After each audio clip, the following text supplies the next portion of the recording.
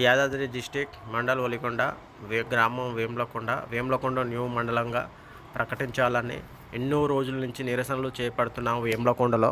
కానీ అధికారులు కానీ దీన్ని ఎవరు పట్టించుకోవడం లేదు. ఎందుకంటే మాకు ఒలిగొండ మండలంలో 37 గ్రామాలు ఉన్నాయన్నట్టు. 37 గ్రామాలు అంటే ఒక మండలం ప్రకటిస్తే బాగుంటుంది. ఎందుకంటే మాకు ప్రతి ఒక్క పనికి కూడా మేము ఒలిగొండకు మండలానికి రావాల్సి వస్తుంది. 37 గ్రామాల ప్రజలు అందరూ కలిసి ఒలిగొండ మండలంలో ఏ పనికైనా పబ్లిక్ ఉండేవరకే ఏ పనులైనా చాలా లేటుగా నడుస్తుంది. కాబట్టి చాలా ఉన్నాయండి ప్రాబ్లమ్స్. అందువల్ల మేము నిరసనలు చేపడుతున్నా కానీ ఎవరు కూడా స్పందించట్లేదు. కాబట్టి మేము కలెక్టరేట్కి వచ్చినాము. కలెక్టరేట్లో వచ్చి నిరసనలు చేపడుతున్నాము. ఇప్పటికైనా ఈ వీడియో చూసన్నా ఏమైనా కులుక్కు వస్తుందామని ఆలోచన.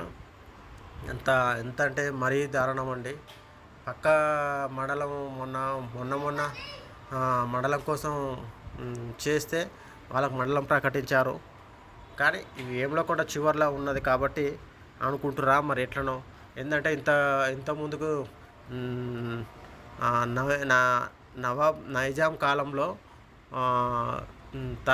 కచ్చీరు ఉండేదాన్ని.